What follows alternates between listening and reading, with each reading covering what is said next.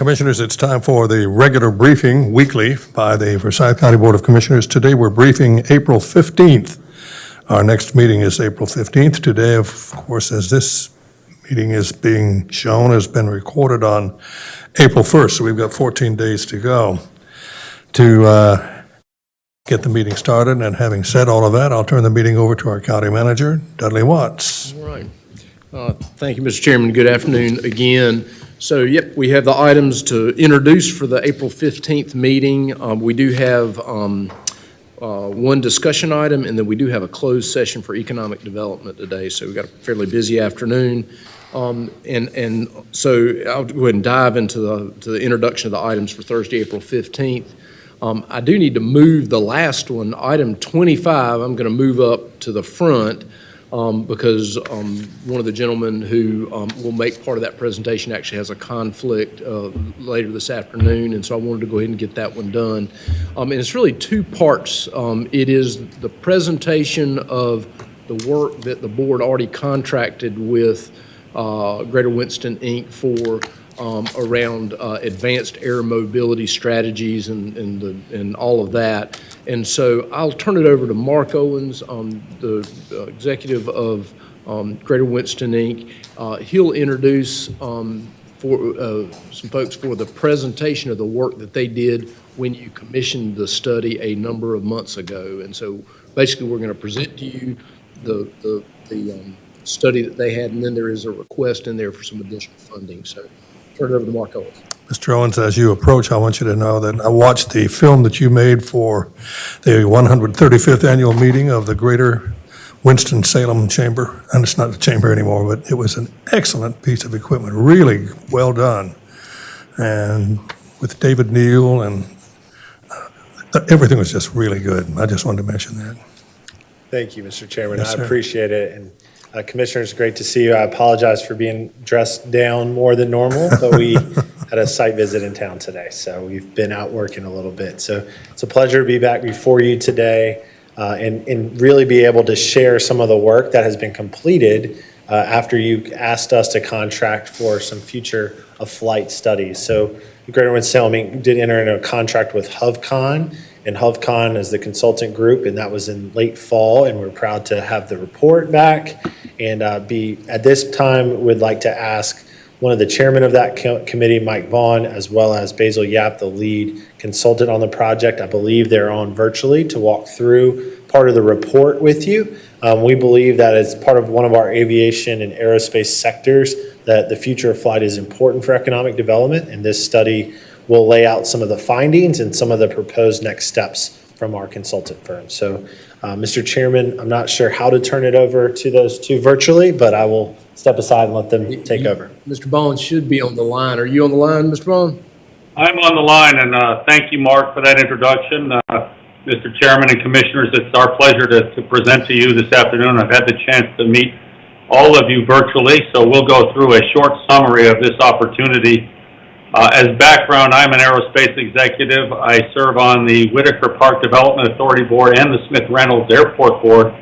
And as Mark mentioned, I've been serving as chair of the AeroX Advisory Council, a group that's helped advise these recommendations.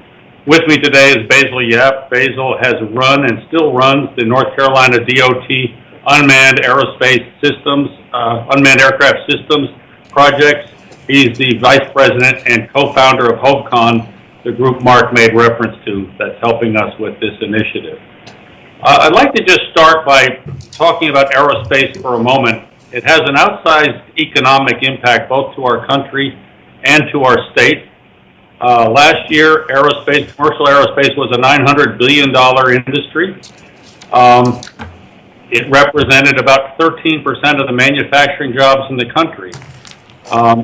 It's interesting and it's highly protected. We have a national advantage, a competitive advantage. It's an industry where the jobs are high paying and resistant to offshoring. So aerospace jobs tend to stay put. They tend to not be well suited for movement to China or other offshore locations.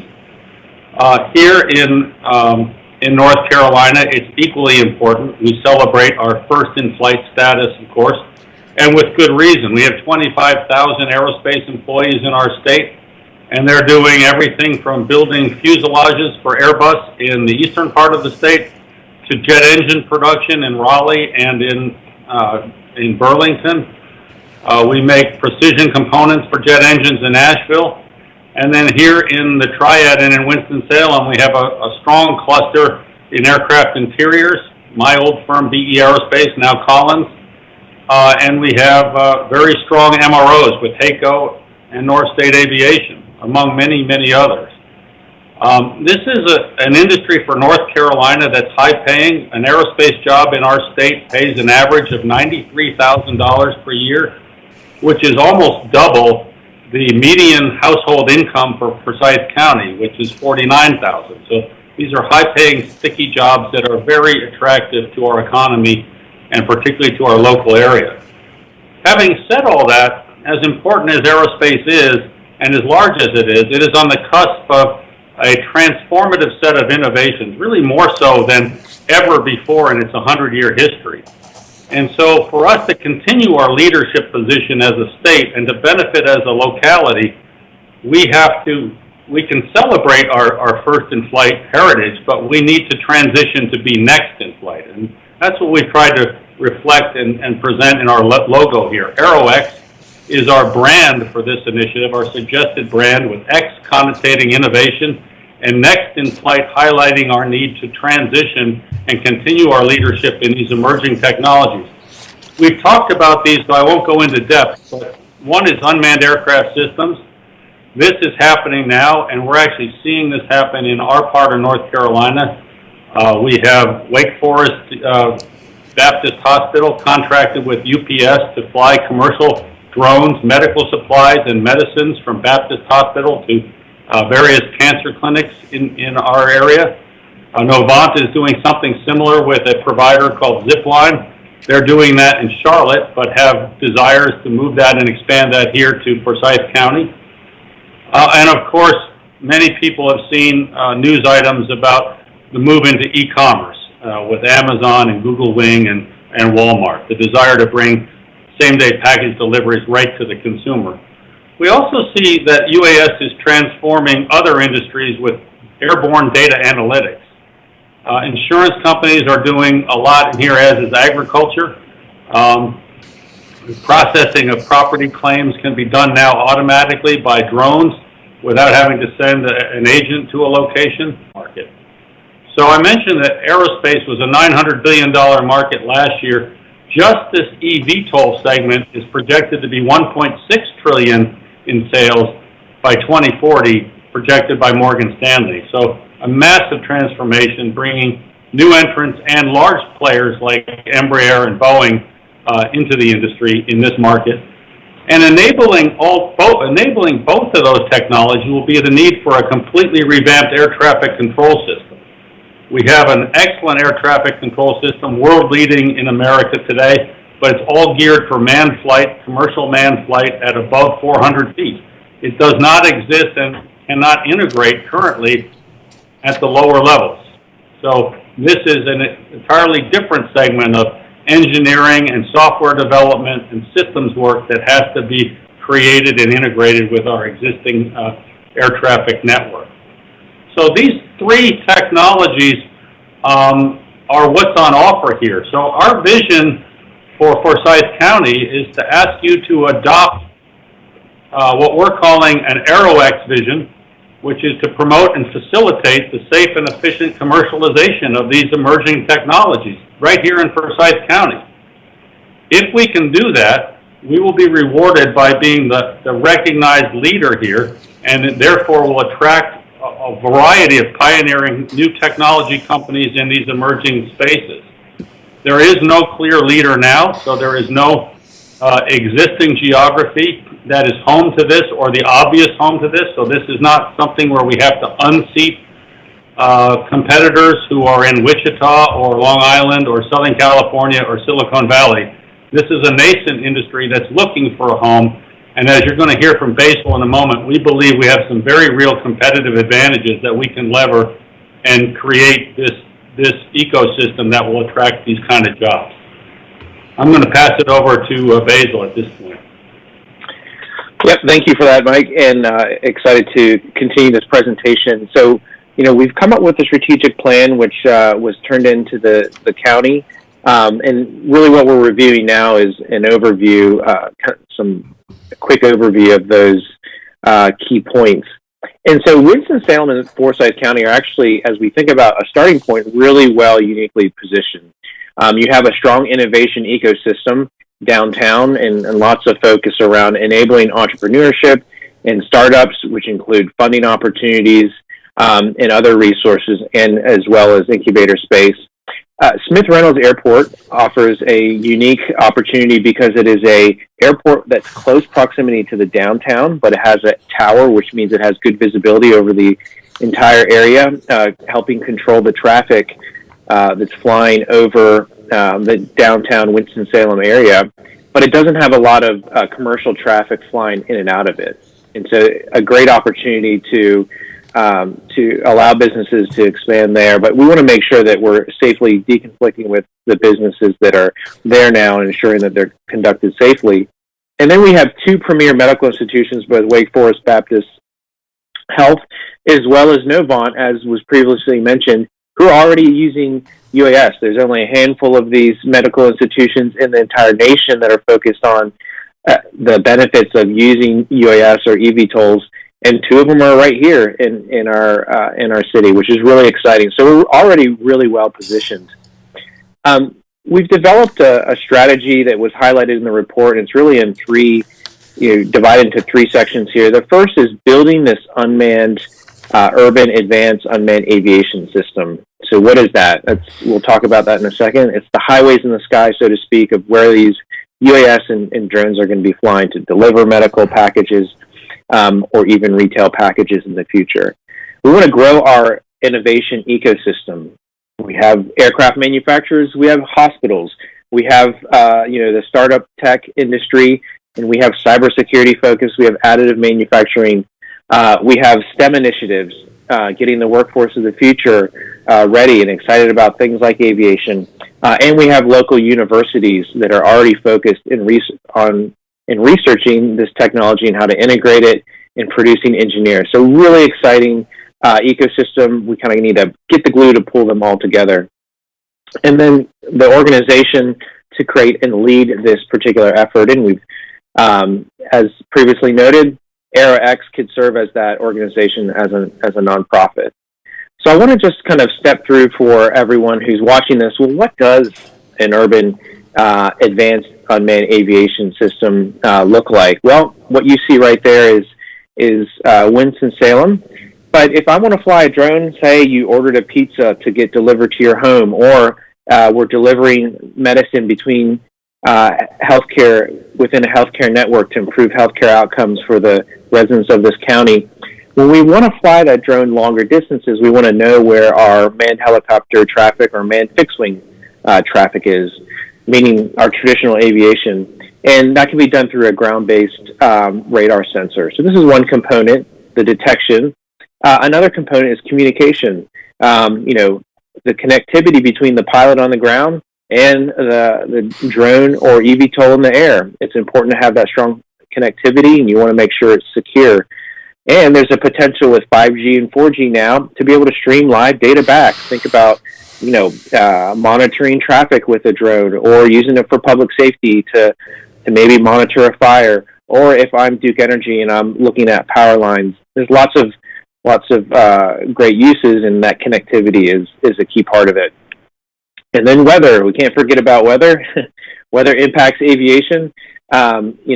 These drones that are flying could be impacted by wind, and also precipitation, whether it's ice or snow or rain. And so all of these kind of tied together is the system that's called UTM, and that's the unmanned aviation system we're talking about. And if we can enable this here, it really gives us a great advantage. And so I'll pause and touch on one component of those different pillars I just mentioned, and that's ground-based radar. And so if we look at the region here in Winston-Salem and having a ground-based radar, there's really a lot of folks in our community we can serve. And these businesses listed here are already using UAS are already using drones to help benefit their business. So we have 2 hospitals on here, Novant and Wake Forest Baptist. CVS is using drones right now in partnership with UPS to deliver prescriptions to homes, which is great for folks who maybe are mobility impaired. Walmart is using drones to deliver goods. This is really, they launched this actually during the pandemic when folks were trying to shelter in place. And so they're looking to expand those operations, which is great potential here.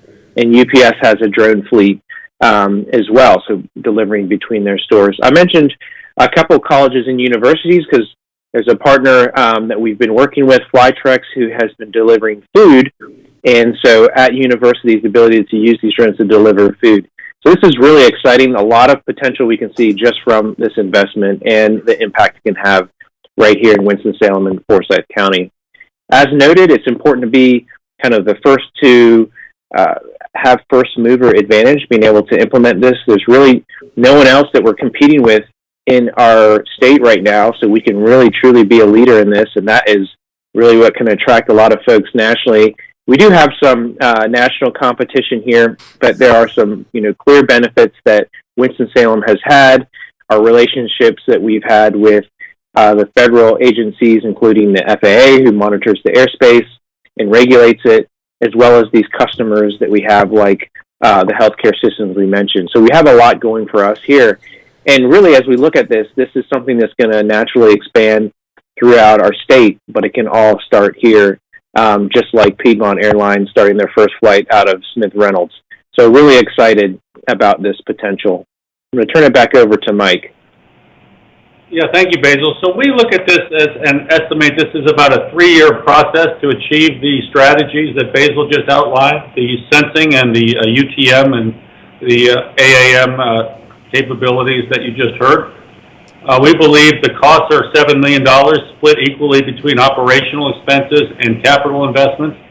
The kind of things that are the operational expenses are using the technical and regulatory resources such as HOPCON to interface with NCDOT, NASA, and the FAA to create the CONOPS, which is the concept of operations that will govern how all this works. It's the architecture, it's the blueprint of how it works. It's the interfaces of how the communications and the weather sensing and the approvals, flight approvals will work. We have a lead there, and we value our partnership with NCDOT, so we've got a leg up there, and I think a great opportunity to succeed. The capital investments involve putting the right kind of radar and weather sensing equipment in so that the requisite flight testing can happen safely. So it's ground radar, it's a variety of weather sensing equipment, and some incubator space, primarily the sensing equipment and radar. That's about $3.5 million. As we think through how would we fund that, we've received some very positive encouragement from the state. We think the state is the largest and best potential source of funding. We believe that $5 million of the $7 million could come from the state. We're informed very much with how was the original funding done with NCDOT to start the integrated pilot projects that were so successful nationally, and that was stimulated by certain state legislators who really had a passion and saw the vision for UAS, and they invested that money through NCDOT without having any real data or any real track record of success. So now that there is that momentum, and now that there is that track record of success and that national reputation that North Carolina has in this space, that funding is still available. We think we can access that well again. We do think that the funding of the $7 million has to come from multiple sources. We're hopeful that the city and county together would, over 3 years, agree to about $1 million in funding. Because of the CapEx component, we're hopeful and believe that Golden Leaf would be a great source for some of the weather radar and ground-based radar CapEx that would help create jobs. And we also believe that industry members are a good source of revenue. There's real value here for AeroX, for people like UPS, Flight Forward, for Zipline, Matternet, Novant, Wake Forest, others, Walmart. The folks that are part of AeroX and benefit from it we believe will pay a membership fee or subscription for that privilege and for that value. We are asking for something specific from the county in the short term. While we believe that we can get the lion's share of this funding from the state, that takes some time. So we're asking the county to please consider $150,000 in short-term funding to keep this momentum going, to help us execute the ConOps, to help us prepare the specifications for the necessary radar and sensing equipment, and to engage with the FAA and NASA and industry partners to keep our leadership position going. The $150,000 can flow through Greater Winston-Salem, Inc., and will fund HOVCon and its expertise in driving those deliverables. That would take us through early fall. Take us 5 months through the end of August, at which point we think we'll have a longer-term permanent financing commitment. With that, I'll turn it over to any questions. I really thank you for your time today. Questions or comments, commissioners? Are they asking the same amount from the city for the 5 months? Currently, the only ask is to the county for that. Since this is to be similar to the original contract, there is not a current ask into the city that I'm aware of. This was enough. Commissioners, comments? Well, I think it's, I mean, if you think about sort of the future and what's, I think Mike Bond did a good job sort of talking about what this industry can grow into, and to have an opportunity to be on that sort of that ground floor with a lot of sort of natural, the fact that we don't have commercial airlines and we have a control tower, I think gives us a competitive advantage to try to, it's kind of like one of those, it's an investment in the future, and I think a key investor has got to be the state of North Carolina. And I think what our request is to try to bridge us to a point that there'll be some significant dollars from the state that would actually help us move forward.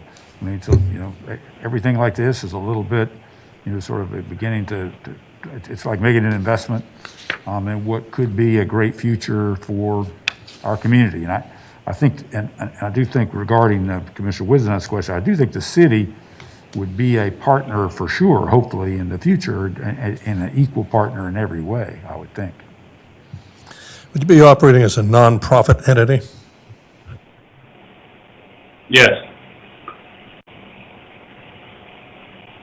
Any discussions on how that might work? Well, AeroX has filed paperwork for both the C6 and a C3 status, and we believe it has to be a not-for-profit, and that's the right structure for driving forward and carrying the recommendations forward that will attract the industry. So we're not looking, we're looking to promote the economic development aspects of this by creating the infrastructure for industry such that they're attracted here. So it's not really, as such, it's better suited to be a not-for-profit. And our report has outlined the kind of membership and diversity that we think would be important for that in terms of community leaders, economic development, and airport authority type members that can help guide that.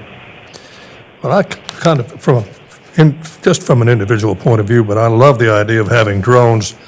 Are they going to be built and manufactured here and marketed worldwide, or how will that work? Well, we're sure hopeful. I mean, you've got everything from the OEMs to people that assemble and integrate the final drones to really detailed or extensive supply chain. Composite suppliers, you've got the electronic suppliers, anything involving the propulsion, the batteries, all that sort of thing, and the systems development for the traffic and the communications. All of that implies different companies, large and small, that we would hope to be able to locate here. Do you see Smith Reynolds Airport profiting, when I use the word profit on a nonprofit basis, in a short period rather than a long-range period over the years? I do, because if you think about the competitive weakness we have in the commercial airline market, the reason we can't get airline service here is one of the key reasons we are attractive to industry in this space. It's the lack of congestion. It's got all the infrastructure that one of these companies would want. It's got long runways. It's got a control tower. It's got the right amount of investment happening on the airport. And with Forsyth Tech, that's icing on the cake. But it's missing one really important thing, and that is it doesn't have crowded airspace or commercial airlines. So that rules out Greensboro, it rules out Raleigh-Durham, rules out Spartanburg and all those kind of places. And we're really getting validation from the industry that they like the structure of our airspace and our airport. And so we would envision that much of the location that we would direct these companies to, depending on their size and what they need, could be airside land at the airport, it could be landside land at the airport, or it could just be properties in Whitaker Park or near the airport. But the airport, I think, will be a beneficiary of this strategy. You know, I can picture in my mind one of the automobile dealers in Winston-Salem and Forsyth County saying, and if you want this automobile A, we'll have it to you in about 15 minutes. And the question would be, well, how are you going to get it here? And the answer would be, you could probably take one of these things, a drone, to where you know the car is located and deliver it on the spot. Would that be a possibility?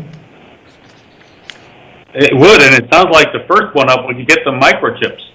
That's what's shutting them down right now, but absolutely. So, and that logistics piece is what's happening first, is these using drones for logistics. Medical, anything that's lightweight, short lead time, short shelf life is moving quickly to drone delivery. Yeah, Mr. Chairman, yeah, Commissioner Kaplan. can I get a timeline on what we're expected to do? Is this supposed to be on the 15th agenda? Yeah, there is an agenda item on for the 15th that would appropriate these funds, yes. Okay. Mike, is it possible to get a copy of your filing for a nonprofit before we take this up? I don't see why not. I'm sorry? I don't see why not, yes. Okay, good. Thank you. Mark, did you have something you want to say? Yes, sir, Mr. Chairman. I just want to clarify, as the report is finalized and now presented, I wanted to make sure that fulfilled the request of the original allocation of dollars for the report in hitting our timeline. We did have an expansion of that timeline. So I just wanted to show it's kind of two different things. We have delivered the report that you initially asked for, and now the follow-up funding request of $150,000. The reason, as AeroX is starting out as a nonprofit, Greater Winston-Salem Inc. is happy to help support that in this process. We have a gap in time, and as Commissioner Martin kind of mentioned, this is an important time for this to go forward. I believe that we've invested heavily in Aerotropolis study. We've invested in this future of flight study, and weighing the options of investing in one more time in $150,000 to continue would be a contract with HubCon if you're so choose, and you would ask us to do that. We could contract again and have deliverable services provided. And there's already a draft of that. We were on a van today. I didn't get to read it exactly all the way. But by the 15th, Commissioner Kaplan would be kind of an outline of what that proposal would be. So there would be true deliverables to be able to deliver again and say, this is what that money went for over that time period to help make sure that that window is fulfilled. I will say that, it is a calculated risk, but if we were able to invest another time in another round to get forward, and we do receive the state funding, then that windfall and that investment would be well worth it. But there does have the deliverables, I think, will show that there's meaningful work to be done, and I think that this would be a great use of funds to consider as they make their footing as a nonprofit. Greater Winston-Salem Inc. believes in the future of flight and aerospace, and we'd be happy to step in and support if that's the will of the commissioners. The original 150, how long did that last? 3 months? The original was a report that we extended by a month and a half. I believe Kyle Haney, I apologize, it was about a 3-month study time period, but it wasn't necessarily for operations, it was for a deliverable fine. product. So if you're depending on the state funds, that won't be voted on until probably sometime in August, the way things are going, assuming they get the budget done. So is this 150 going to last about 6 months?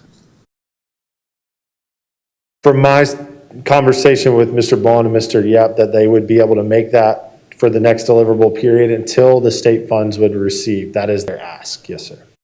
And they are aware that the state hasn't passed the budget in 2 years. I believe they're still on the line to answer. Okay, Yeah. okay, thank you. I had one question, Mr. Chairman. Fleming Elamine, yes, sir, go ahead. Usually we have a mixture of private dollars and public dollars on our ask. Have any private dollars been pursued for the 3-year budget at this point? Commissioner, I'm going to defer to Mr. Bond and Mr. Yap, who are on the call, if that's okay, as they have been leading that effort, and they may be able to further answer that question better than I could. Gentlemen? Michael, you're still on mute. Sure. Go right ahead. I'm sorry, I guess I was on. The question was whether we have solicited any private funds yet? Is that the question? Yes, for your 3-year plan? Yeah, we have not solicited private funds yet, but to answer the earlier question about the 6 months, we believe we'll be ready to solicit membership fees toward the 4th, 5th, and 6th month of this process. We don't yet have the C3 capability to accept the funds, and we're waiting for that, and we're organizing our efforts to go approach our members. So we do anticipate, and that's an important part of our funding in the next few months, but we have not done that yet. Thank you. Well, from an individual point of view, you've got a lot of work to do, and there are a lot of complexities to it, a lot of twists and turns. However, I think this has got great possibilities for the economy and for Smith Reynolds Airport. Any further questions from the board? Chairman, if I may, I want to circle back to one of the questions that Commissioner Wisenhut asked relative to the city's involvement. Although that there has not sounding like that there's been a request, is there a plan to go and talk to the city? Commissioner McDaniel, I will defer to Mr. Bond as well. We are as Greater Winston-Salem Inc., what we're trying to do is facilitate economic growth. Sure. And so as this nonprofit is emerging with their plan, we've been a part of that. But this report and this recommendation, I'm not familiar exactly with the detail of that timeline of ask. So there may be that, but I would defer to the two on the call if that's okay to help answer that question. Absolutely. Yeah. We've recognized as we've done our work that the power here is at the county level and even at the state level. This is a network we're trying to create that can be headquartered and started here in Forsyth County, but the excitement to the state, and I think the excitement ultimately even to our location, is the national impact that this can have. And so we've tried hard in our messaging and in our communications with others to not present this as simply a City of Winston-Salem initiative. And honestly, I think just from a standpoint of path of least resistance, as we've seen the opportunities here available to us, we've looked at the county as been very supportive. You're aware of what we've already accomplished in terms of getting the integrated pilot project process here in Forsyth County out of Raleigh. And so we look at you as the most familiar with the work that's been done and the most immediate beneficiary of that work.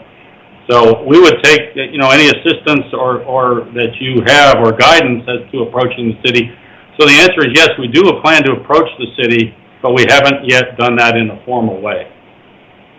Yes, sir. So thank you very much. Your words are very kind, and considering that this development is in the city of Winston-Salem, I would love to have the support and cooperation as well from the city of Winston-Salem. So I would encourage you to do that. Thank you. Additional comments? Questions? Mark, this has been a great discussion. It's a great idea, and we, again, wish you all the luck in the world. Hope this thing works very well.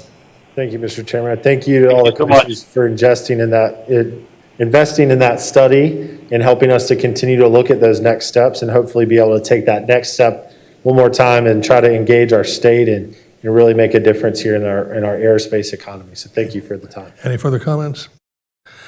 Mr. Manager? All right. Thank you, Mark. All right, we'll go ahead and dive into the agenda and get back on order here. So items 1, 2, 3, and 4 are all carried over from the formal meeting we just had, so there's no reason to go back into those. So we'll jump into agenda item 5, which is a public hearing on a zoning petition of Cnks LLC. I will turn it over to Aaron King to review this. Aaron, are you on the line? You guys hear me okay? Yes, sir. Great. All right, so as Dudley mentioned, this is a special zoning from 30 to RS20S, about almost 27 acres. And you can see the subject property there on the Legacy's Growth Management Plan. This is right on the county line with Guilford County. This is in between I-40 and Sandy Ridge Road, and you'll see it more clearly on this image shown in yellow. And this is basically on the east side of Twin Creek Road, and the request there is to go from RS30 to RS20S. You can see the zoning pattern in the area is RS30 with a small piece of RS20 there to the northwest. This is the aerial image. You can see the subject property is primarily wooded and it's undeveloped. And you can see where the county line sits with relation to the property. Couple images. This is on Twin Creek Road. The subject property, as you can see, is there to the right, and this is looking across Twin Creek Road from the subject property. Here is the Southeast Forsyth County update adopted in 2014, which does recommend single-family residential for the subject property. And here is the site plan submitted with this request. So this is obviously oriented a little bit differently. So north would be to the right in this image. You can see Twin Creek Road there. And you can see in red the county line, which does cut through the subject property. 2 access points out onto Twin Creek Road. And again, this is for a single-family subdivision with 49 total lots. 13 of them are either completely or partially in Guilford County. And I did speak with the Guilford County Planning Director this week. The portion in Guilford County is slated to go to the Planning Board there next Wednesday. Staff is supportive of their request there, and they don't anticipate any issues with the Guilford County side at this point. So to summarize, the property is located within GMA3, and it does have access to public sewer. It complies with the RS20 district purpose statement and the area plan recommendations. As pointed out, there's RS20 zoning in the area, and Twin Creek Road is a collector street, so it should have capacity to handle any additional traffic from this development. The request was heard by the Planning Board at their March public hearing. There were no speakers in opposition, and the Planning Board voted 7-0 to recommend approval of this request. And I'm glad to answer any questions if there are any. Questions or comments for Mr. King? Just one question, Mr. Chairman. Sure.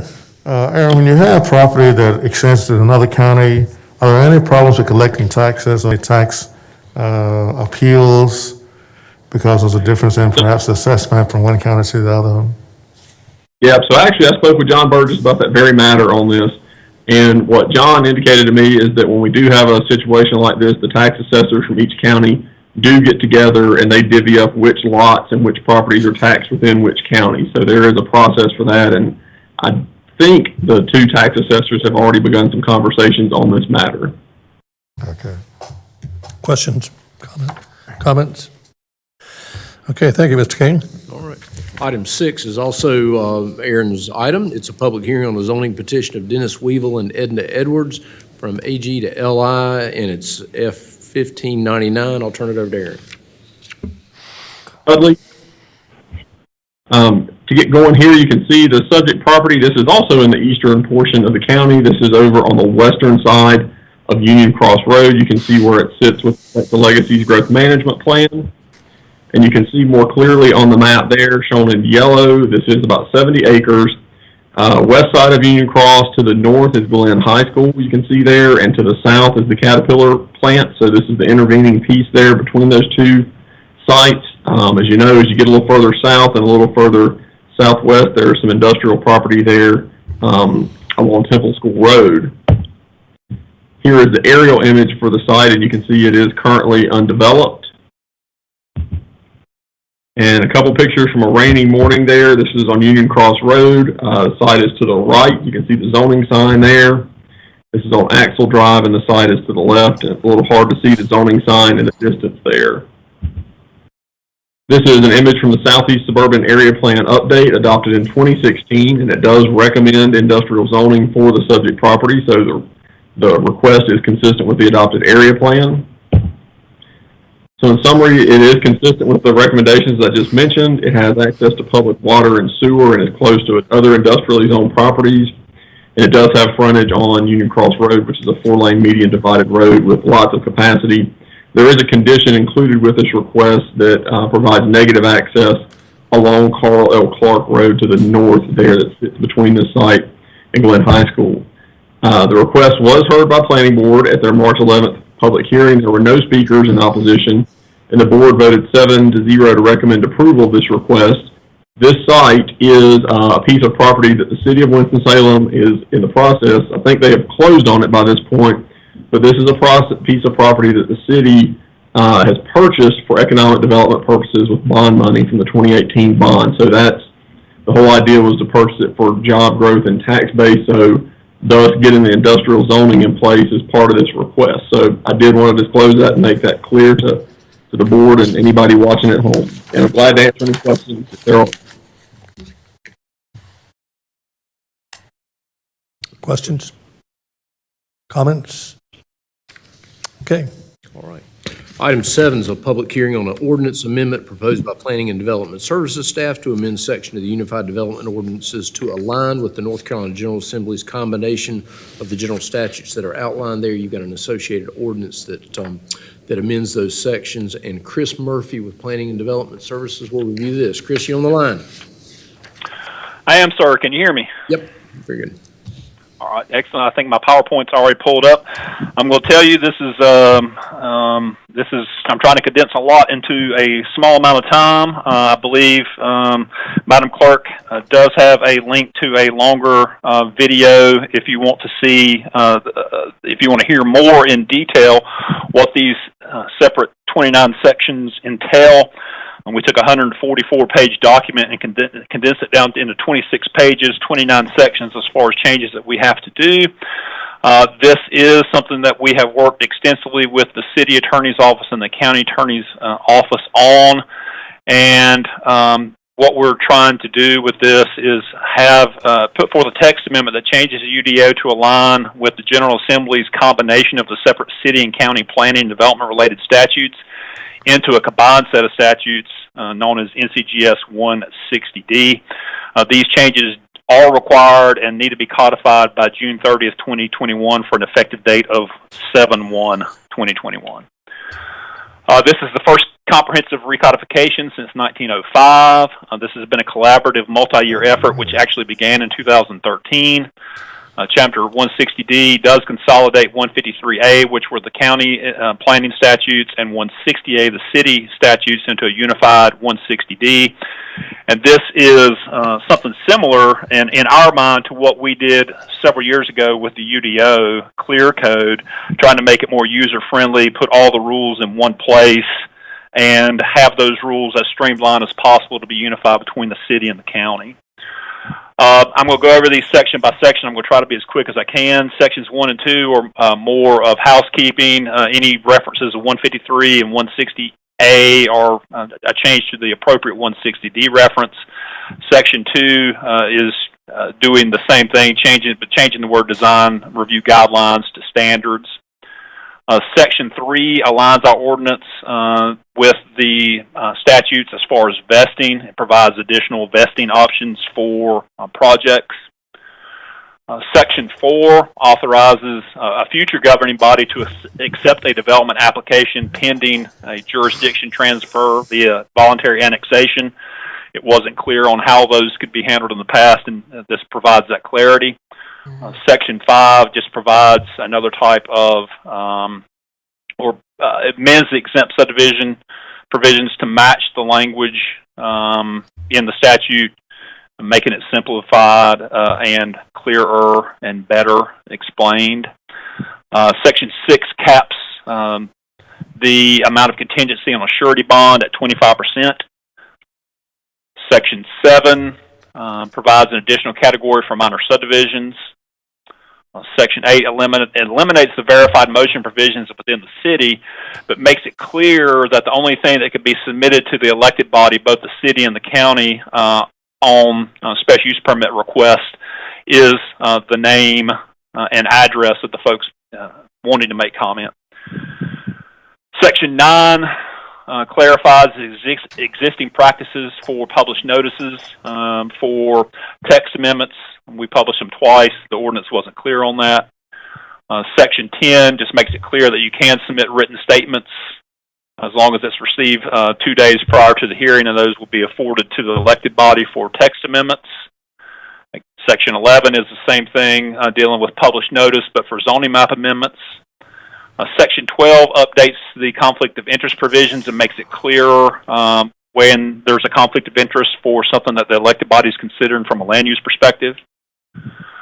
Section 13 is similar to the one for the text amendments, but you can submit those comments for zoning map amendments and they'll be forwarded to the elected body so long as they're received within 2 days prior to the hearing. Section 14 codifies staff change authorization that have been in effect since 1979. The statutes now require that those staff change provisions be in the ordinance. The way we have done staff changes in the past was they were done by resolutions by both the city and the county. We have taken that language that are in those resolutions and actually codified that to put it in the ordinance. So nothing has changed. We're just putting it in the ordinance. Section 15 authorizes amateur radio towers to be up to 90 feet in height. Consistent with the statutes and existing FCC regulations.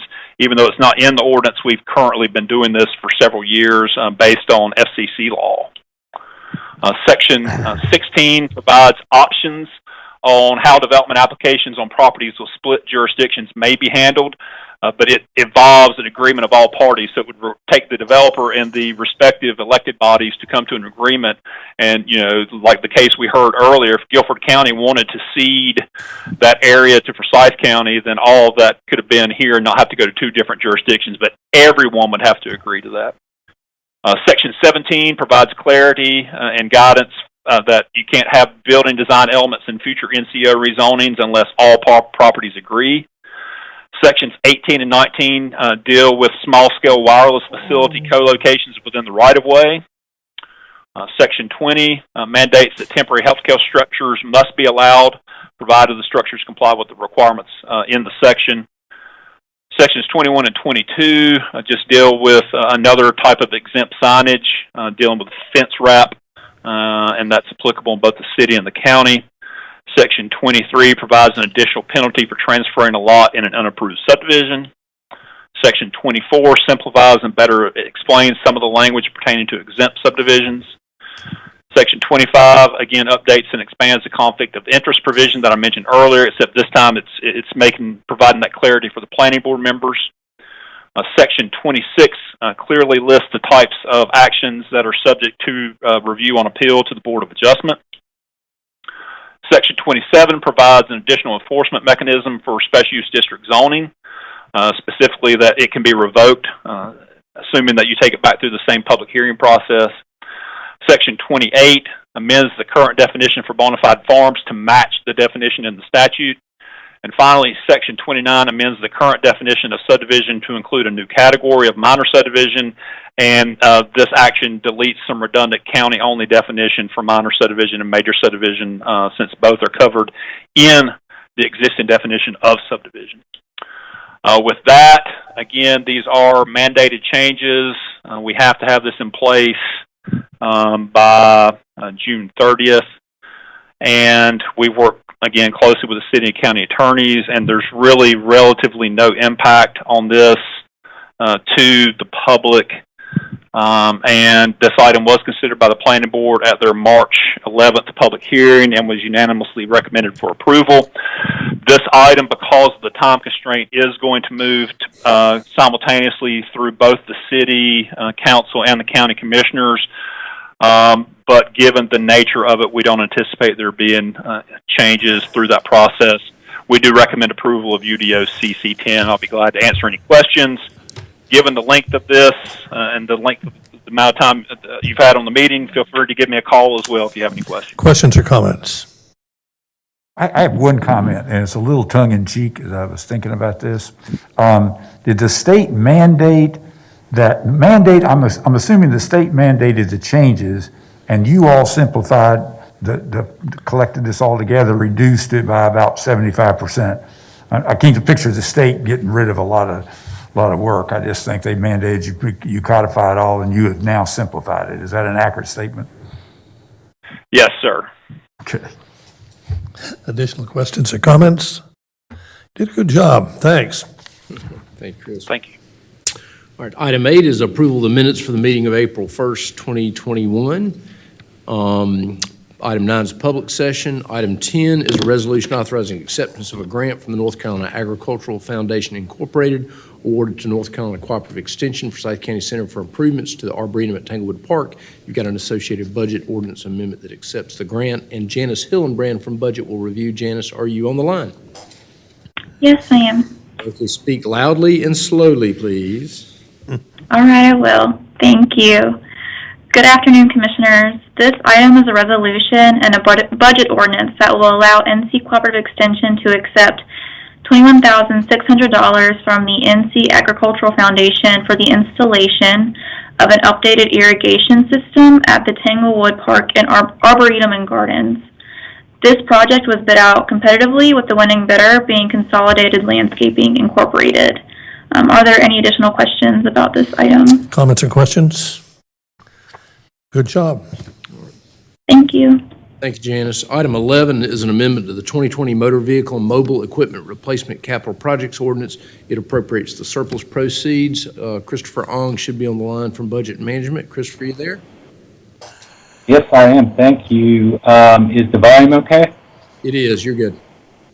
Very good. This item is a request to amend the 2020 Motor Vehicle and Mobile Equipment Replacement CPO to accept and appropriate proceeds of $93,295 from the sale of surplus vehicles and equipment at auction between February 13 and 23rd of this year. So the county's received the payment, and this action is required to appropriate the funds back to the CPO to be allocated by future replacement purchases as follows: $19,646 to fleet management for the non-emergency vehicle allocation, $2,190 to parks for the non-emergency equipment allocation, $16,713 to animal services for the emergency vehicle allocation, $9,952 to emergency services for the emergency vehicle allocation, $41,683 to the sheriff's emergency vehicle allocation, and $3,111 to the airport's equipment allocation. Should have a listing of the sales inventory in your packets reconciling these amounts. That's all I have. If you have any questions, I'll be happy to answer them. Questions or comments? Just one question, Mr. Chairman. Fleming and Amin. Is there a percentage allocation agreed upon when you distribute those funds to these various departments? Or how's that done? Yes, sir. The allocation is really based upon the equipment that's turned in and sold. So, the sheriff's office turns in, a certain portion of their vehicles, and so essentially the proceeds their vehicles were sold for, their amount of $41,683. So that, those amounts are basically put back into their allocation. Yeah, we hope that provides an incentive for the departments when they turn the vehicle in to clean it up and get it, and really to take care of the vehicle as they dispose of it. So that is a little helpful. Yeah. I think they pay attention to it. Any other questions for Christopher? All right, very good. Agenda item 12 is an amendment to the fiscal year 2020-2021 budget ordinance that appropriates $500,000 from unreserved fund balance for youth detention costs. Kyle Wolf is in the room. Good afternoon, Commissioners. So this agenda item is necessary to appropriate additional dollars to pay for youth detention costs, which have remained higher than anticipated. Our FY21 budget for youth detention was set at $480,000 as we anticipated that the COVID-19 pandemic could possibly reduce the number of youths that were being placed in a youth detention facility, similar to how our average daily population at the jail had decreased, but that has not occurred, and we are estimating that these costs are going to approach $980,000 by the end of the year. So we're just looking to appropriate additional dollars there. And you might want to talk about raise the age a little Yeah, bit. so raise the age, which started, which was implemented on December 1st of 2019. So during FY20, when that went into effect, we really weren't sure exactly how that was going to impact everything as well.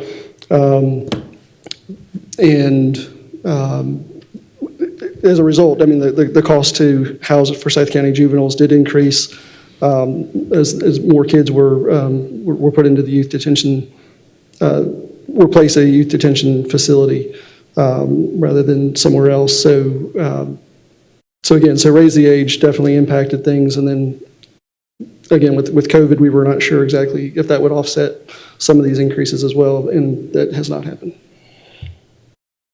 Questions for Kyle Wolf? I have just sort of another sort of a comment, just from the, I mean, that's obviously we had no idea what the impact would be, and it's huge. The question kind of becomes, I assume that it's just like as the jail is the county's responsibility. If we had a youth detention center, it would be totally our responsibility. It would not be. No, so the scheme in North Carolina is, the state really runs those facilities. There are a few local ones. We used to have one. I know. And so when a youth is put into one of those facilities, pre-adjudication, so just like the jail, we're responsible for them pre-adjudication. Once they're adjudicated, they go into the state system, but we pay half. There's a stated rate, and the county pays half. I'm really trying to get, is there any advantage with this much larger number to having our own facility here? Yeah, that's what I'm trying to get at. Yeah, that's a great question. If I would say that closing our facility was a great move, and one of the issues that we would, if we were still operating a facility, what you have in those facilities now is, before the youth in those facilities might be 13, they were mostly sort of 14, 15 years old. Mm-hmm. Now you've got, 13, 14, 15, but when you start talking about a 16 or 17-year-old, those are very different situations to try to deal with safely in a facility. And so I think they are using part of our facility, our facility.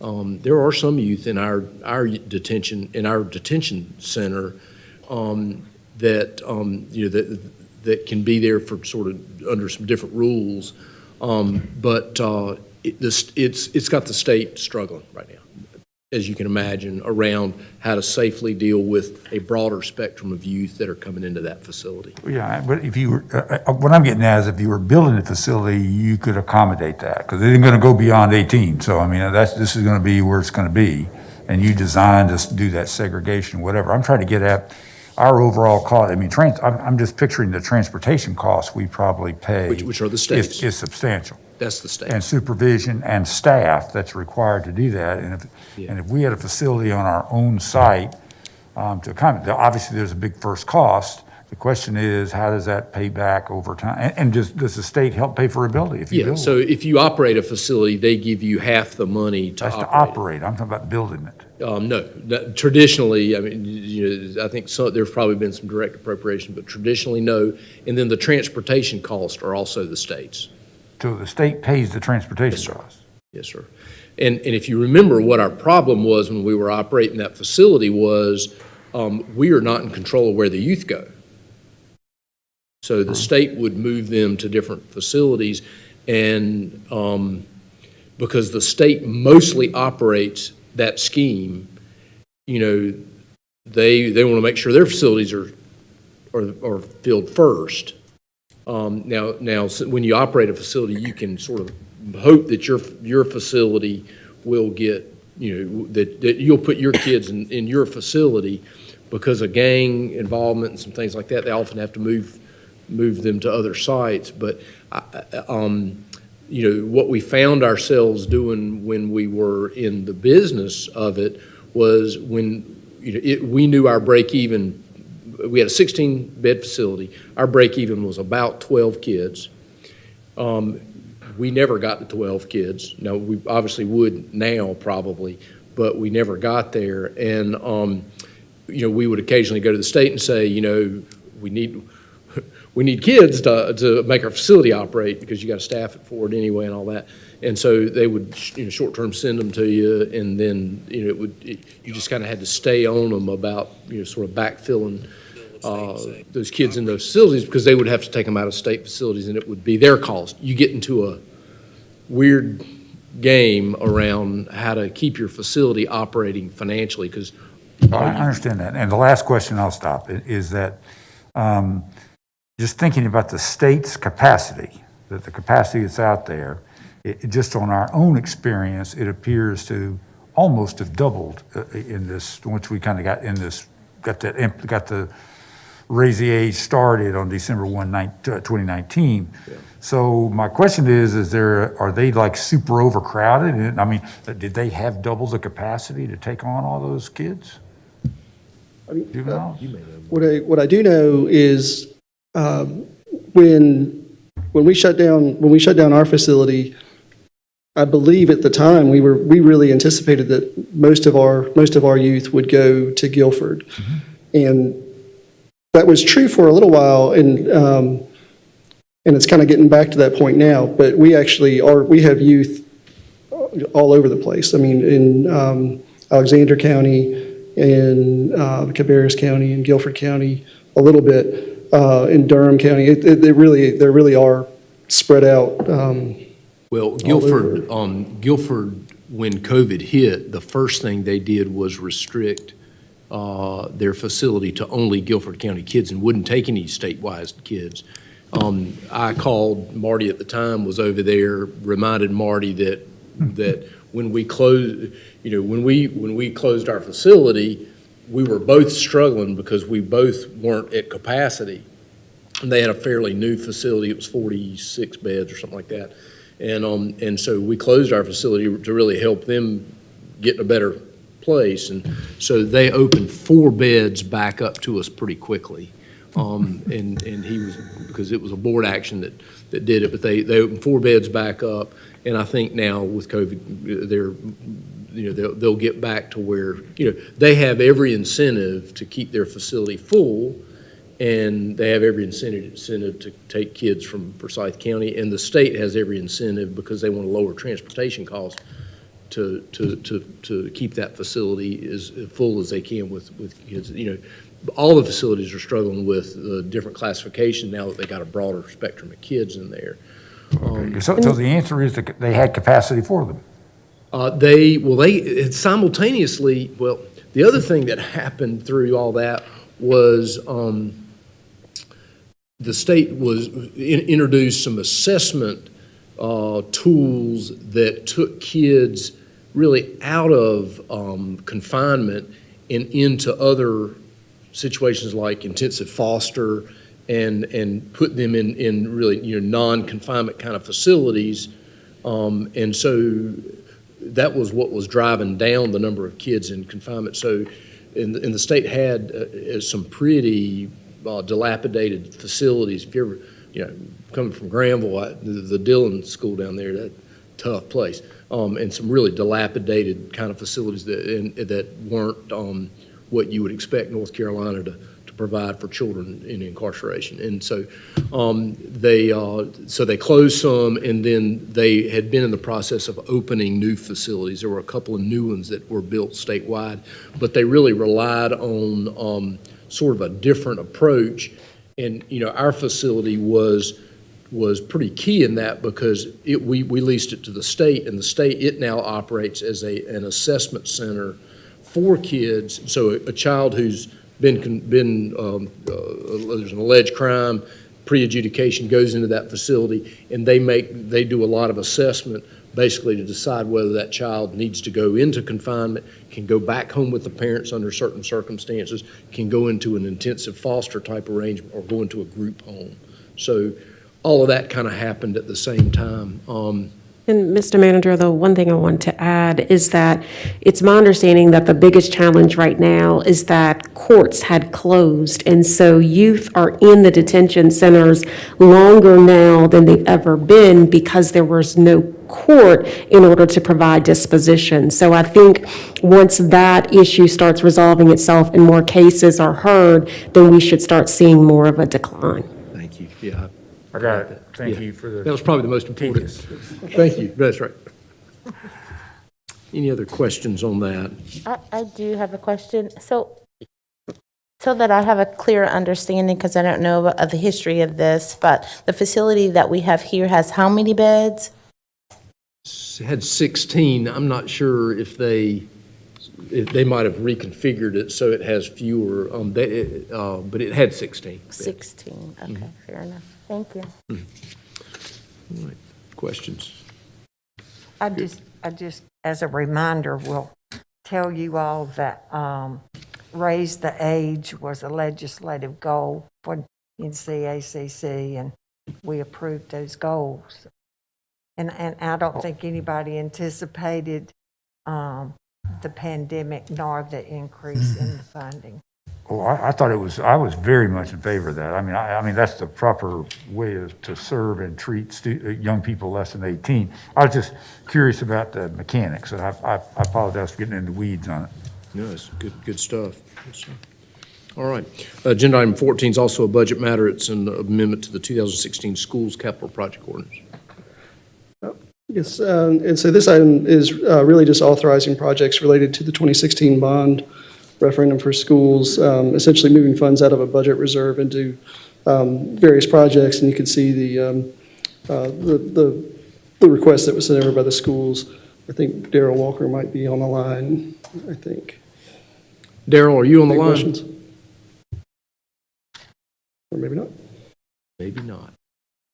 But it's essentially moving, these were projects included in the 2016 bond referendum, and basically just really aligning funds with what the school board had recently approved. Yeah, this is just continuing to appropriate another year of funds for That's the correct. 2016 bond. So you can see what those are. We'll make sure Darrell is available next week, and he can kind of run through the big picture stuff on those projects, since that you'll essentially be authorizing those. Anybody's deep in thought? Any questions? Good. Okay. You'll note I skipped item 13, and I did that because I think when we delved into it a little bit more deeply, we really didn't need to do that one. That's going to be handled in a different way. And so the other two items that I think Kyle's going to brief are you got item 15 and 16. They are both resolutions authoring those, I never say the word right, quantum merit or something like that, payments for essentially payments that were incurred after we closed out the budget year. So we need to take care of them, and Kyle will explain. Yeah, and so I'll acknowledge that the timing of this is kind of odd. Usually these, when we do a quantum merit payment item, it's usually much closer to the July, August, September kind of timeframe. But the first one is a quantum merit payment to WellPath LLC, which is for Vivitrol injections for our district attorney's treatment alternative program. And so this was for 5 injections that were administered from November 2019 through March 2020 at a total cost of $5,170.55. And so we never received an invoice for these, and recently received an invoice. And so we did have an agreement with WellPath for these injections, and so we're requesting permission to pay this bill. go ahead and go into the. Okay. so. And the second one is with Legal Aid of North Carolina for FY20. And so back in the FY20, we had an agreement with Legal Aid to, they would provide legal services over at our Safe on 7 location in the form of a bilingual paralegal and a part-time attorney. And so the payment that is being requested is really from the second quarter. I believe what happened is we did have some turnover around December, and I think that they sent in an invoice, but we never actually received it. I think it was emailed, and so we never saw it. It was never paid. And then Legal Aid has submitted a request for funding in FY22 through our new special appropriations process, and as part of that, there was more documentation that was requested, and I think that's what really alerted them that the invoice had not been paid. And so again, they're now requesting payment. We did have an agreement with them and believe that we should pay that invoice, and so we're requesting permission to pay that. I'll answer any questions. Not a question. You're doing well. Thank you, Kyle. I think I'm done. All right, agenda item 17 is a resolution authorizing execution of an engagement letter and audit contract with Elliot Davis Pllc. Terry Goodman from Finance should be on the line. Terry, are you there? I am. All right, please review. Good afternoon, Commissioners. With this item, we're requesting that you execute an audit contract with Elliot Davis for the county's fiscal year 2021 financial and single audits. The 1 year cost of this engagement is $67,400, which is a 2% increase over last year's contract. This contract would represent the first year of an expected 3-year renewal term, with similar 2% annual cost increases contemplated each year moving forward. I'm glad to address any questions you may have. Questions or comments?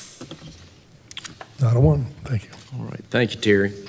All right, agenda item 18 is a resolution awarding and authorizing execution of contracts for enterprise resource planning software and implementation services. You've got an associated budget ordinance amendment, a couple of the budget ordinance related amendments, and our presenter for this actually has sort of been the guide of the committee across a lot of departments, and he's sort of facilitated that process with all these folks, and he's going to talk about who helped in that process. But David Kweikowski is our Chief Information Officer. David has been with us for the county over 30 years, and he was, interestingly enough, he's going to talk about how the systems have changed, but he was one of those early COBOL programmers, and David, he wrote our first tax system that was 10 years ago modified, and then ultimately we moved that out of a client server environment and quit providing software services related to tax. So he guided that operation back then.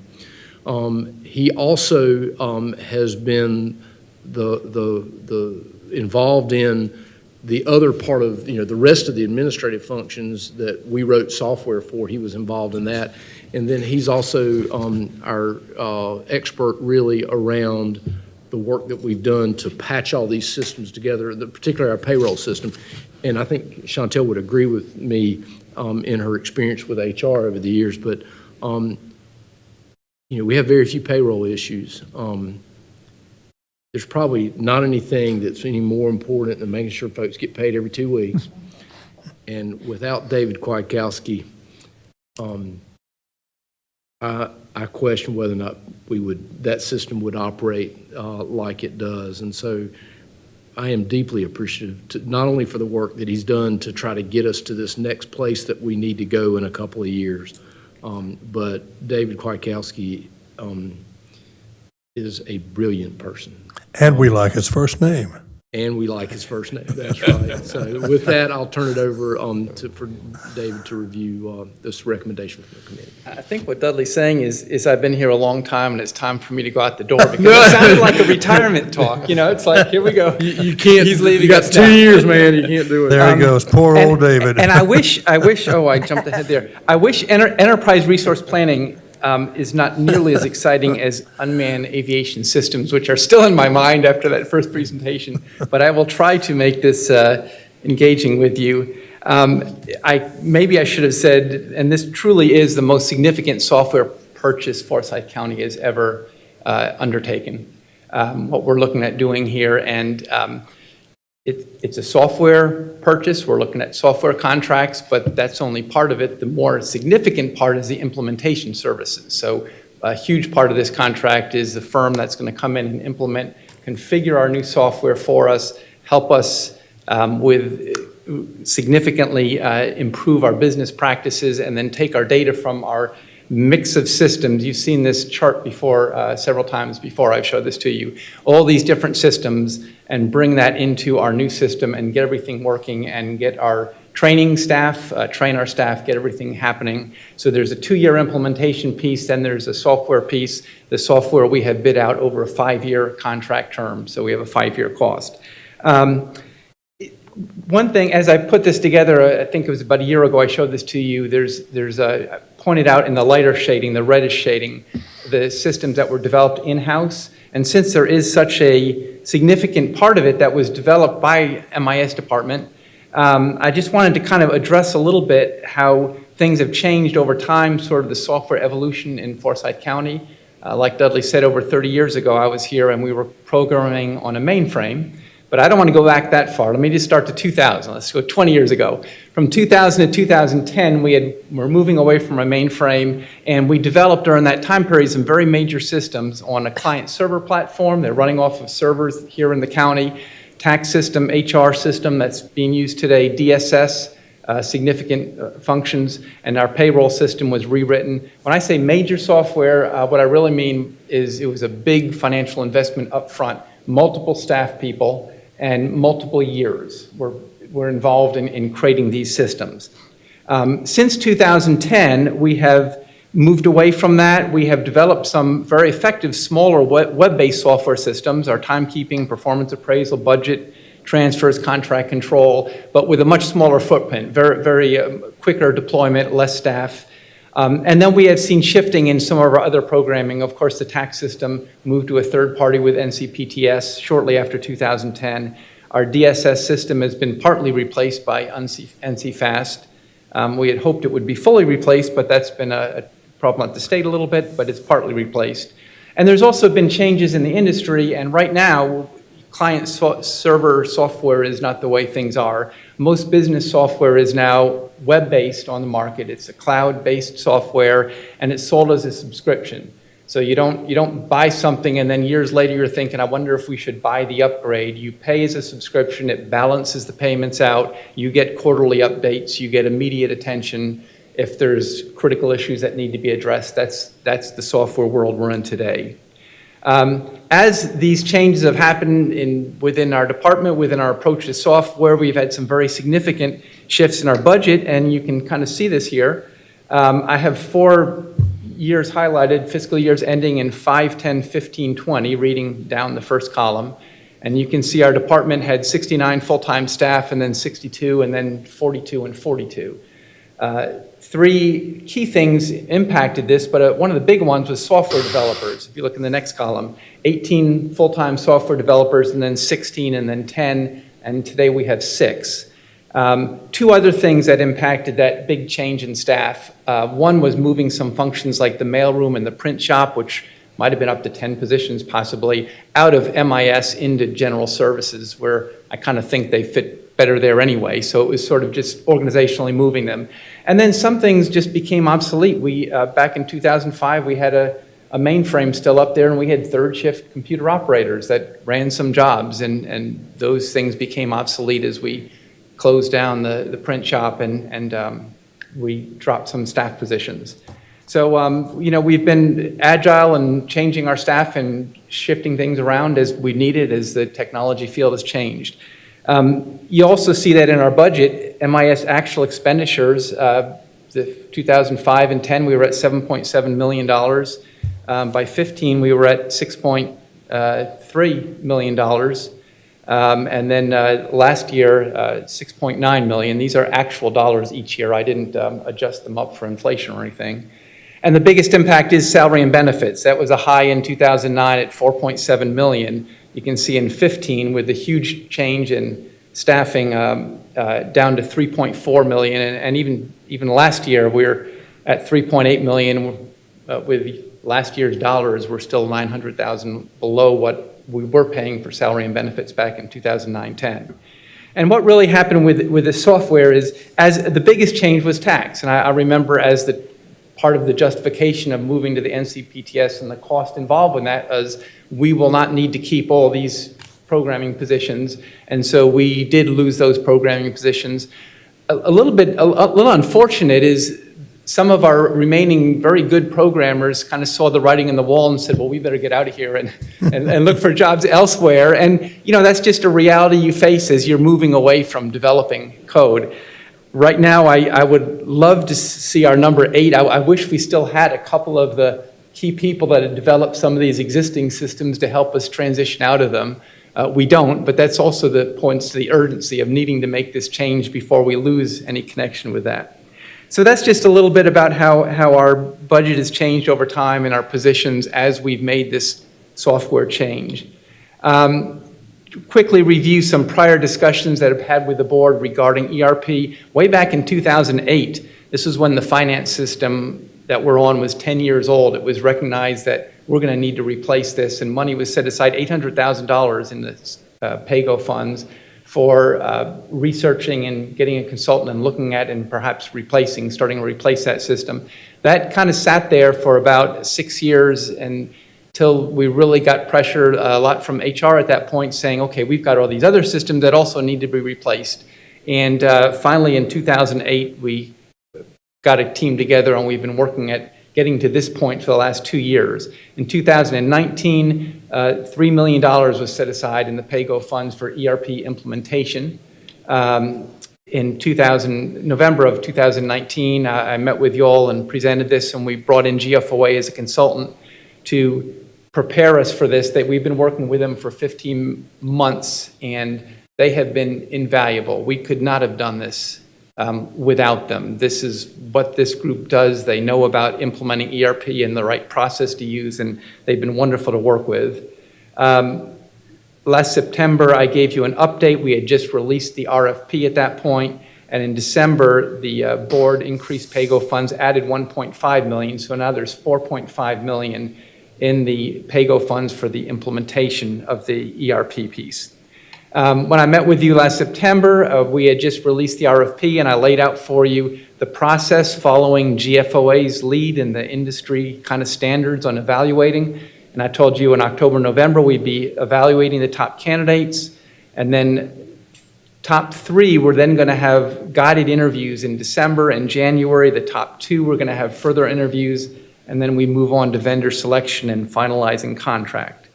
So I will tell you now how that went, but first I want to highlight again the fact that there is a tremendous team of people working on this, and I really want to single out 8 of them. These are 8 of the best employees we have in the county, I believe. Our project manager, Robin Lloyd, and the project team, which is Terry Goodman, Mike Phelps, and Lee Plunkett in finance, Shannon Hutchins in HR, Christopher Ong in budget, and David Cruz and Jason Snipes in MIS. And this is the team. These 8 people spent hundreds of hours on preparing the RFP and then evaluating. I mean, they had to read all these, read and evaluate. This was the team that evaluated our all the proposals that we had, and I'm really indebted to them. And then GFOA has been a great partner with us. So we had a RFP very well advertised by Jerry Bates, which we really appreciate, and we had 14 responses. It was very highly competitive. The responses, and again, remember, it's software and implementation. So these are vendors responding that work and are aligned with a major software company, and they're bidding on doing the work for us using the software of the company. So we had 7 primary software systems. Oops, get back there. And you notice we had some multiple ones, like 5 different vendors that all work with Oracle were bidding on this project, and 3 with SAP, 2 with Infor. These are major software systems. In fact, the top 6 in that list are nationwide among the top 10 software vendors in state and local governments by market share. So these are primary software vendors. And again, I'm not as worried about the software as I am about the implementation and the vendor that's going to come and make this happen for us. The bids were not alike. I see 5 Oracle bids. They were very diverse in software and implementation. So it was a challenge to go through 14 responses of 100 to 200 pages each, and that's what that project team had to do. Let me show you how some of the costs came in. Remember, we had 4.5 million in PAYGO funds for the implementation. Now, this is the implementation piece here. The average was 4.6 million. You can see one high outlier and 2 low outliers, and then the others were, pretty well balanced around the average there. And that was not, we were not surprised to see the cost at that level. The software cost, this is over 5 years. Again, we had a couple of high bids and a couple that were low, and then a lot that were balanced pretty close around. The average was 3.8 million, which is about $775,000 a year. And that's there was a lot of consistency in the cost there. Putting it together over a 5-year total project cost, again, one high and a couple low, and then the others, again, somewhat balanced at $8.5 million over the 5-year life there. And then one other thing that we looked closely, because I keep talking about the implementation being so key, is the project staffing. How much time and how many people were they going to dedicate to this 2-year process of making it happen? And again, some you can see had very little staff they were going to commit to us, and a couple were high. There's more variation. There was a lot of variation among the approaches that the vendors take to actually implement a system for you, and what they do for you and what they want you to do yourself. This will be a shared process, heavy involvement in vendors, but heavy involvement in county staff as well. So again, October, November, the 14 bids were read. They were ranked based on software functionality, implementation methodology, vendor capability, technology, total cost of ownership, and each person individually ranked them. The results were compiled. The top 3 candidates were then scheduled for 3-day interview sessions in December. And those were held in the first 3 weeks of December, and with each of the top 3 vendors in that ranking was here Tuesday, Wednesday, and Thursday all day long. And they presented with a guided presentation. GFOA managed it to make sure that the time limits, every vendor had the exact same amount of time to talk about each of these aspects so that there was no bias in giving people extra time or attention. And the same questions, and just like you were doing a job interview pretty much. Interesting to me, all 3 of our top vendors had been on previous projects where GFOA was the consultant chosen by the municipality to manage the process. So while this is really different to us on the software side, that you're going to rank these 14 things and then have 3-day interview sessions followed by 1 day, but it was very familiar to the vendors, and they had all actually dealt with GFOA on that, so it kind of reinforced my feeling that we were doing the right thing, letting a GFOA guide us through this process. During these interviews, the software companies themselves, the Oracle and SAP, they addressed issues with the software, and then the vendor staff led a presentation about their implementation. And then again, the 7 people ranked them, the results were compiled, the top 2 were then called to additional 1-day sessions in January. So the final evaluation in January 19th and 20th, was really a key one, because at that point we didn't have the software company representatives there. This was just to work with the key members of the project team, the people that were going to be coming to work with us, and to discuss how they implement, review the system functionality, resolve any issues. But it was primarily focused on getting to know them. We are, with the vendor that has been selected, essentially we're hiring 16 full-time people to work with us for 2 years. Plus, they are bringing with them all sorts of tools and resources and their expertise with Oracle, tools to help us with the conversion. And obviously, it was just critical that we felt confident in these people to do the job, and felt like they were the right team. So this is really heavily focused on the team. See, after we evaluated, we ranked, and then we made our selection in February and have been working on the contract details since.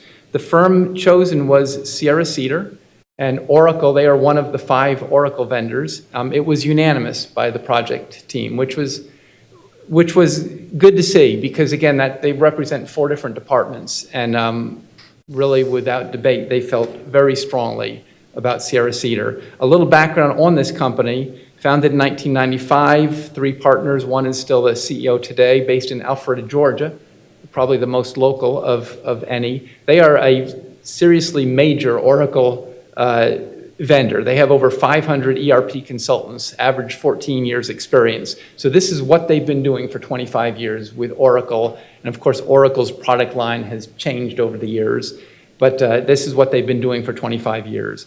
They have over 2,500 Oracle ERP projects for government education clients, 30-plus clients in North Carolina, not just government, but including the city of Fayetteville. And they work with 30 counties, including 8 to 10 that are active. We asked each vendor to list some comparable sized counties that they work with. And this, I just grabbed this out of Sarah Cedar's presentation, this list of county governments. And they gave us a nice chart there listing 7 counties that they're working with that are all actually, on average, slightly smaller than us in terms of population and slightly smaller than us in terms of employees. And these are all projects that are as recent, 2019 and following, including some that they're going to be starting in the next year. So they are, they understand working with county government and counties our size. Some of the things, I kind of asked the project team, and they wrote down, gave me a document, some of the things that they felt most confident about Sierra Cedar. And some of those were, this firm has significant experience in implementing Oracle-based systems. But mainly, they were so detailed. They had a really comprehensive and structured implementation plan. They had the most comprehensive and impressive data conversion methodology and testing plan, a very clear organizational readiness and change management strategy. Because again, we're talking about changing the way we do business across the county and the employees and departments with each other. They had recent experience converting another client from the Performance series, which is what our finance system used. I don't even think there's 12 vendors left in the world that are using the finance software that we installed 22 years ago. So this was significant, that they had just recently within their company taken data out of that system and converted it. And the project team that they proposed for us has a lot of experience working together.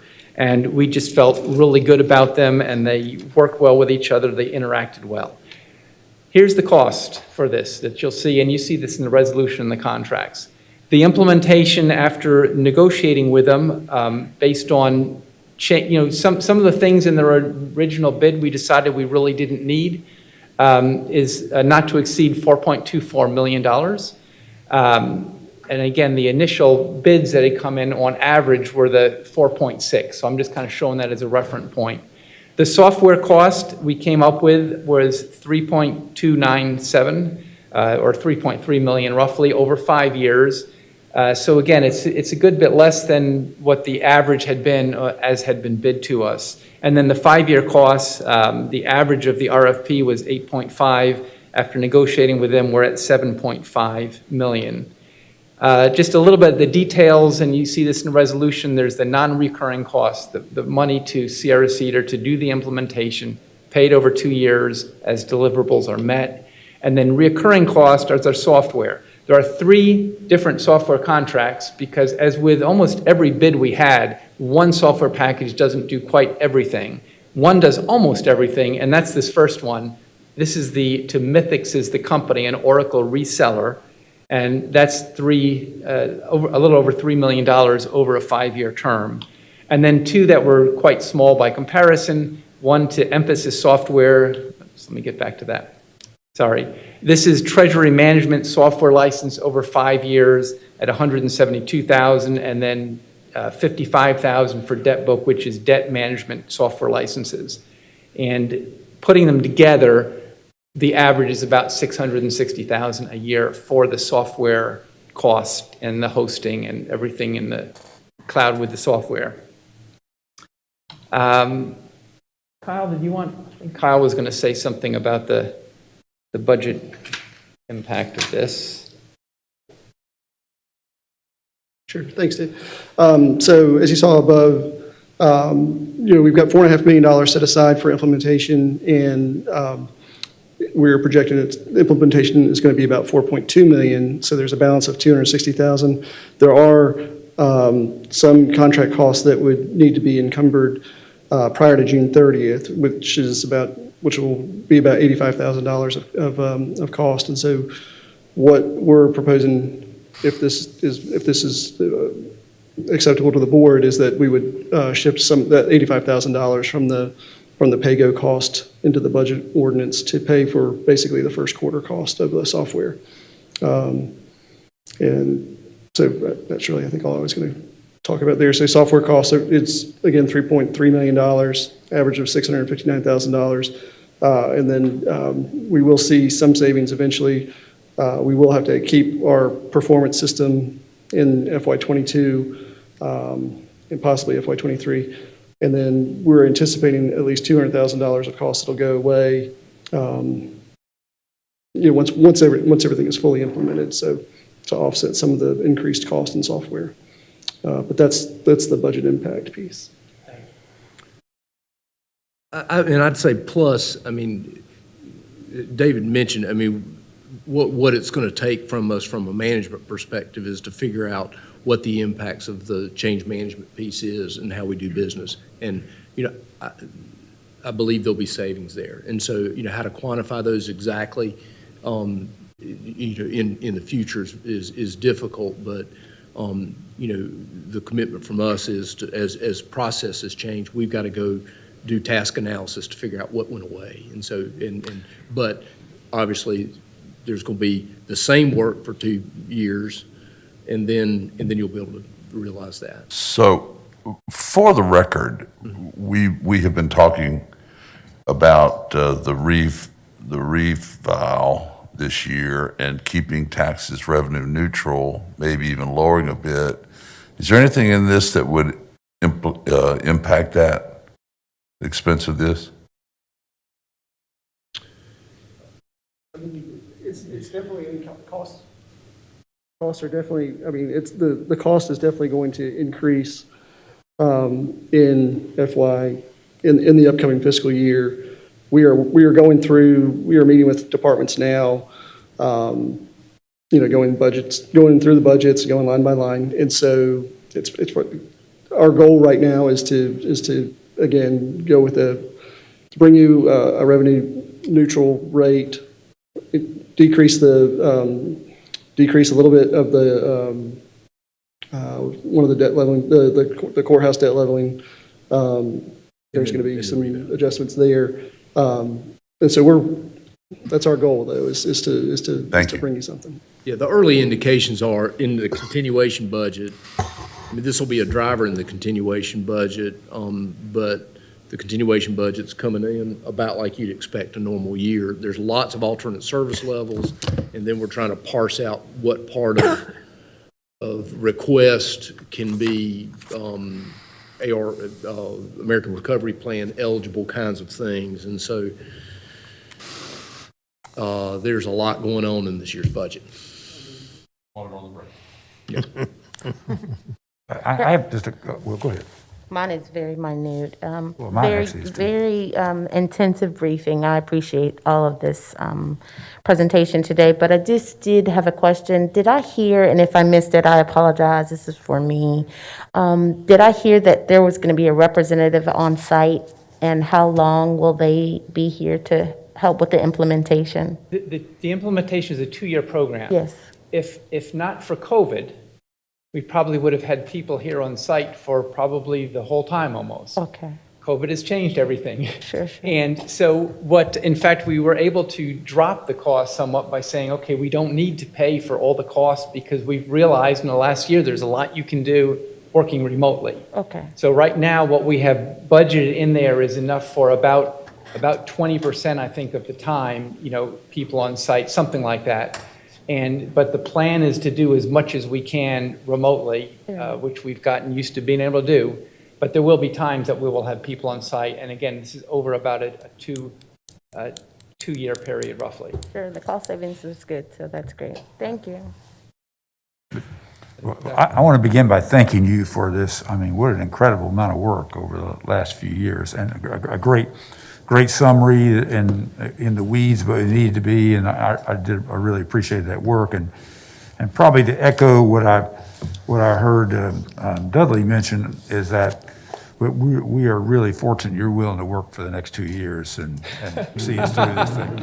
So, which means you really are going to do that, right? You're really going to help us over the next 2 years oversee this transition. Well, again, the lion's share of the work. That's a yes or no question. I have to say the lion's share was done by the 8 people that I highlighted, and I don't want to take away from the work that group has done. And, So go back to your yes and no question. I appreciate you acknowledging that. Thank you. Thank you. Anyway, I'm not going to be, you have a personal life and personal decisions, but we certainly would like for you to do that. And again, the timeline, we're hoping if we can get the contracts, if the board approves this in 2 weeks and we can have the key 2 contracts ready and signed, we are hoping to begin immediately because we really need to hit that July 1 deadline of the next year for the finance system and January, hopefully 2023 for the HR payroll timekeeping. I have a curiosity question, and then it's not a serious question, but a real question. The curiosity question is, did the 3 finalists all bid Oracle software? No. 2 of them did, and 1 was a SAP, the 3 finalists. So were the 2 finalists all both Oracle, I take it? They were, you said. The final 2 were both Oracle, the final 3 were not. All right. The real question is, in terms of because we've prepared for paying the $4.2 million kind of issue. The software part is going to be a $3.2 million. Is it going to? I'm kind of interested in the breakdown in initial cost versus annual, fees, and I'm sure that breaks down somehow. And this gets back to Commissioner Kaplan's question of kind of how much of that is going to be paid in year 1. It's obviously not going to be 600. It's not going to be 600,000 a year for 5 years, which is what you showed is the. It's going to be very close, actually. The first year will be a little bit low. I think maybe about 550, and then the next 2 years will be about 6. The first 3 years would have been exactly even, except that again, in negotiating, we realized that there were 2 pieces. There was one piece that we didn't really need right from the beginning. We could wait for 3 months before we started paying for it. And there were some other pieces we said we really don't need till we get going with HR. We could delay for 6. We wanted to get a 5-year. We didn't, after 2.5 years to implement this, we didn't want to immediately be negotiating. So the 4th and 5th year costs are slightly higher by maybe $50,000 jump a year than the first 3 year. But the first 3 are relatively even, except the first is actually low because of the. I got it. So is the obviously our previous systems have lasted a long time. So is it reasonable? And I remember some of the earlier discussions of other urban counties and their experience in this process. And I kind of remember going back to, is it reasonable to expect this is going to last 10 years? It's reasonable to expect this is going to last 20 years. Okay. Here's the thing. What we're paying is a subscription. These systems will be updated every quarter. I mean, we're buying into something that's going to be continually updated and continually maintained and continually improved, and that's what you're paying for in your subscription. So we are no longer going to be in the point where, I've had to apologize to Chantel over the years thinking, man, we desperately want to totally overhaul and add all sorts of things to our HR system, and we no longer have the staffing and ability to do that. You don't get in that situation when you're paying software subscription services. So that's where the industry's going. That's the value of being in that world. So, Oracle's a massive company. They're, with a huge footprint. Other companies that were bidding were equally other software companies. But, our hope is that we don't have to go make this decision. 20 years, we're still on that platform is the hope. you might not want to come back in 20 years. No, any other questions? I'm sorry to take so long. I do have all those number details. I just didn't want to load it all in there about. No, thank you, I got it. Supper costs. Thank you, appreciate it. One question, please, Mr. Chairman. Yes, Sir, I just put one picture from Sierra Cedar, and it seems to be pretty diversified and young, the staff that I'm looking at. 5 young men and 4 women, diversity in terms of ethnicity, et cetera. Was your impression of the camping one that had a diversity profile pretty impressive, or what were your impressions of that? really, with all the vendors that we had the 3-day sessions with, had a fairly diverse group. Now, not young. I mean, they actually, for us, they were presenting people with a lot of experience. I think the size of the county. So again, we're looking at people on the team that they had for us that mostly have 20 years experience. Not as old as me, but a lot of experience. But I think all 3 vendors honestly had a mix of male and female, and also a racial mix of various races. It was a, mixed groups across the board with these vendors. Okay. Thank you. Thank you very much for your time. Great, thank you, David. All right, very good. All right, agenda item 19, we'll get on through this, we're almost there, is a resolution approving the donation of a surplus county vehicle to the Humane Society. Damon. Thank you, Mr. Manager, Mr. Chairman, Vice Chairman, and Commissioners. So a couple budget deliberation cycles ago, the Humane Society board leadership and their director met with the manager and I and talked about some things that would help them to have an improved animal services operation at our location at Sturmer Park and their country club location. So one of those was for a spay-neuter clinic, which the board funded in this current budget cycle, which has been a success. Another thing that they requested was a surplus vehicle, if the county should have one, that they could use to transport animals, that they could use to transport animals to rescues. They basically do outgoing animals from country club, and they do intake at Sturmer Park, our former location. So they're constantly moving animals back and forth when people are adopting them. And so people bring them into Sturmer, they go out at Country Club. Right now, they have 2 vehicles. One's on its last legs, it's a larger vehicle that the average person really doesn't drive. And then they have one vehicle that they got with a grant. And this vehicle would help them as they're transporting animals from intake to where they're adopted. It's a surplus vehicle that the county has. It's 19 years old, a Dodge Caravan, 130,000 miles. And so the fleet contacted the manager's office because they were aware of this request from the Humane Society. So we're bringing this to you to basically ask for your approval to donate this county surplus vehicle to the Humane Society to carry out these animal services purposes that we used to do when we were running it. And I'd be glad to answer any questions if you have. questions, comments? Perfect. Thank you, Damon. All right, agenda item 20 is a resolution designating new review officers to review and certify maps and plats for Forsyth County. Aaron's probably on the line, but Aaron, do you want to say much about that? That's just a requirement. The board has to approve those review officers.